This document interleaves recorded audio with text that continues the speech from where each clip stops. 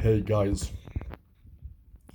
I was just thinking some early philosophy about what are, in terms of race,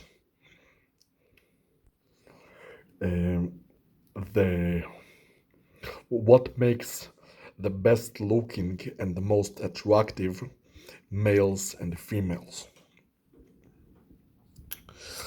Now, let's start with males. You see, let's take those three basic races that can be achieved using the life training program. At the bottom scale, an orc who is masculine but angry and stupid. That's basically the Hulk. In the middle, we have both mentally and physically balanced superhuman. And yes, I say superhuman because you can't really be a regular human if you do this program. Either way, you end up as a life form that is beyond human capabilities. So the middle ground is the superhuman, and the upper end of the spectrum is an elf, which gains some advanced mental abilities at the cost of slower progression in terms of strength and also some fading of the mind, which is very bad because the way I understand it, those who become elves, if they were human before, then they partially die. Their soul fades away in order to become an elf. So once they become elves, they are not, they are only 50% of what they were before and 50% something else. So half of their soul fades away. They cannot fully retain their egos. While on the other hand, the orcs are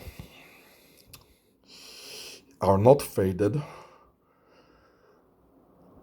but they become more stupid and they lose their minds to aggression. They become more like animals. And the superhuman is the only one who retains himself. Either orcs or elves, one way or another, lose themselves to some degree. Elves have their souls fade away by 50%, and orcs become animals, enraged animals by 50%. Now, we're talking about males, right? About male appearance. So, males should be masculine. But you can't be an orc because an orc is more like an animal. So, you would become more masculine at the cost of looking more like an animal. So you'd be big but ugly, and that's bad. And if you become more like an elf, you will become more feminine, which is undesirable for a male because as a male you want to be masculine. But it's not only that. The male is not just about masculinity, it's about dominance. You see, amongst the three races, the superhumans have the highest power of existence. Why? Because they neither lose their minds to uh, becoming more like an animal, and rage, nor do they have their part of their souls fade like elves do. So superhumans have the highest power of existence amongst the three races, and this was also said in the anime Heroic Age. The main character of the story Age, who is of the hero tribe, which is the superhumans which I'm talking about, the other tribes tried to erase him from time itself, and they were unable to do it because his power of existence was so strong. And that's very important for a man, because a man is supposed to be dominant. And if you don't have a strong existence, how are you supposed to be dominant? Am I right? And since the outside eventually expresses what is inside, therefore the man, not who is most masculine, and not the one with the highest mental abilities, but the man with the highest dominance, with the highest power of existence, will end up the best looking as a man. That's why I think that superhuman males will end up better looking either than male orcs or male elves or half orcs or half elves. That's my theory. It's because the outside eventually expresses the inside. I don't know what the result would look like because I have never seen such a person myself. I only know that I am going to become one. But in the anime Heroic Age, he is deliberately made to look ugly to hide the fact that he is in fact the most beautiful, at least as far as males go. Because of this power of existence thing that I have just talked about, that makes you really dominant in the world, in the entire world, a dominant force. Now let's talk about females. Oh, no, excuse me. We're not done yet with the males. You see,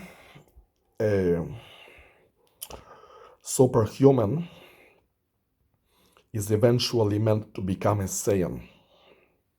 How? By doing the elf program.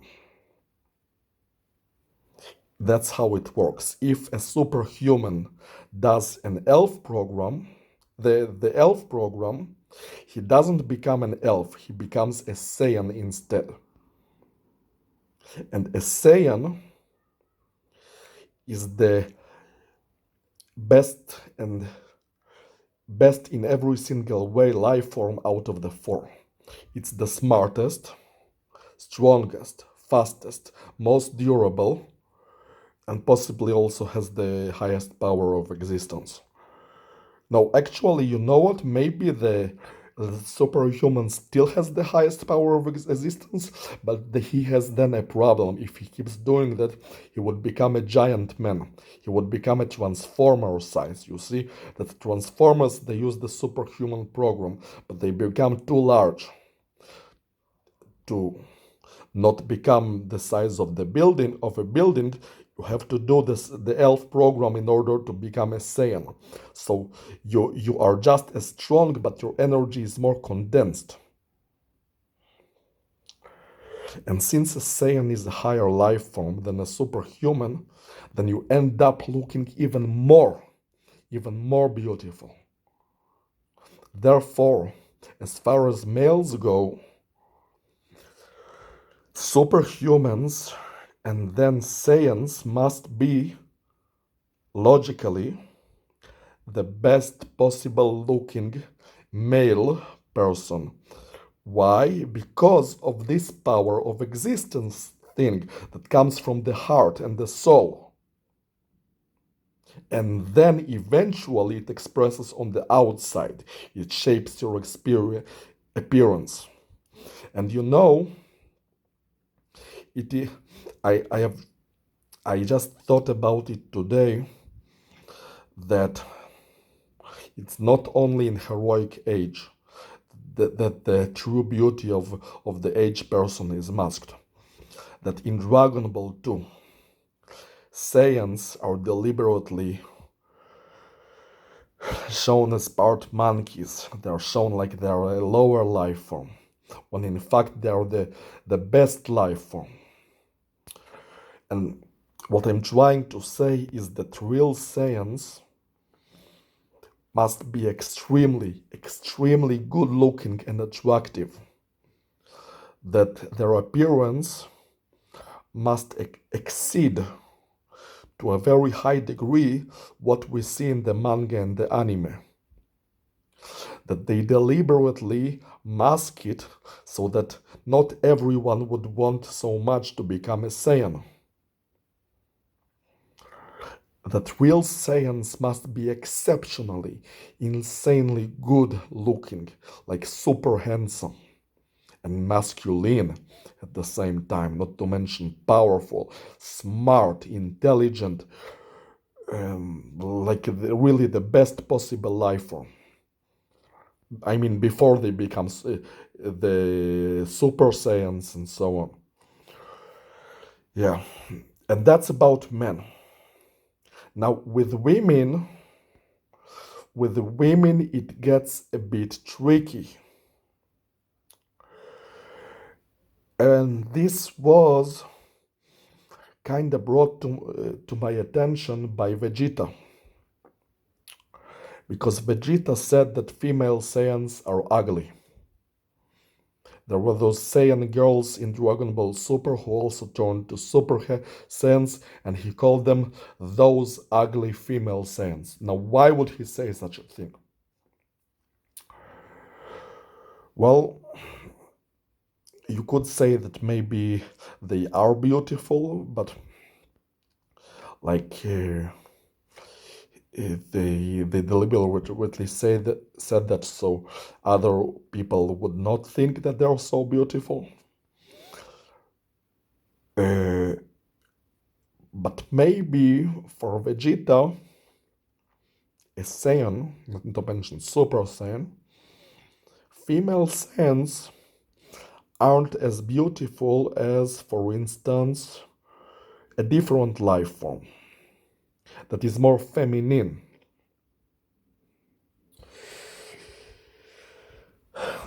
I mean, for us, maybe a female Saiyan is extremely beautiful, but for Vegeta, who is a higher life form, more femininity is required than power. You see, for men, being really powerful, having the power of existence, of leadership, dominance, that's all very attractive. But for females, not only that it's not the most important trait, but it could make a woman less attractive. What I'm saying that the power, the existence, the dominance, the leadership, those are very masculine traits.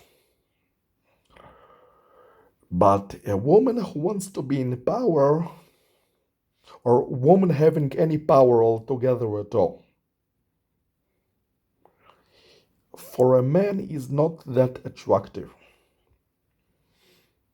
Usually a man wants to feel more powerful and more dominant than the woman, and he wants the woman to know her place. Women who try to compete with men for power, first of all, make fools out of themselves because they can never have it, because they were not born for it. I mean, that's how nature works. And also, it's just not so attractive. A dominant woman is like, eh. I mean, Men like women who are submissive, who are feminine and submissive. And that's why I think that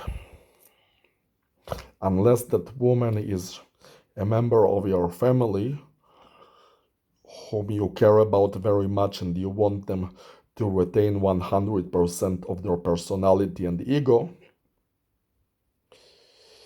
if she's not a member of your family like your mother or sister, you may prefer that she has a lesser power of existence that also makes her more submissive. In other words, an elf. It is possible that while male superhumans and male Saiyans are more attractive than male elves and orcs alike, female partners, on the other hand, are better as elves. Why? Because elves are more elves have lesser power of existence. Elves are less dominant, which makes them more submissive, which is a desirable trait in women. You don't want a woman to have this, oh, I'm so dominant, I have this power of existence, I stand out, look how shiny I am. No, you want a woman to be submissive. You want a woman to fall under the man's leadership. And that's why female elves are maybe better as partners than female superhumans. Exactly because they have a lesser existence, because half of their soul fades away, because of that this fading away of the soul is desirable in a female partner, so she would be more obedient and more submissive. And you know, it must also be the reason of why in the Warcraft story, if you played Warcraft 3 The Frozen Throne and the Warcraft 3 the original game, you saw that the high elves, they serve humans. That humans are the race of leadership and elves are the race of service. Because elves don't have a strong power of existence like humans or other superhumans. What I'm saying is that humans, or actually superhumans, are there to lead. And elves are there to serve. Orcs are also there to serve in a different way as soldiers, because they can't lead because they are stupid and there is nothing else that they can do besides fighting. So both orcs and elves are there to serve, and humans are there to lead. And leadership is a trait desirable in a male, not female. Nobody wants the female to lead. Leaders will always be male, because it's the natural order of things. Male are natural leaders and female are natural supporters. Male is the leader class and female is the support class.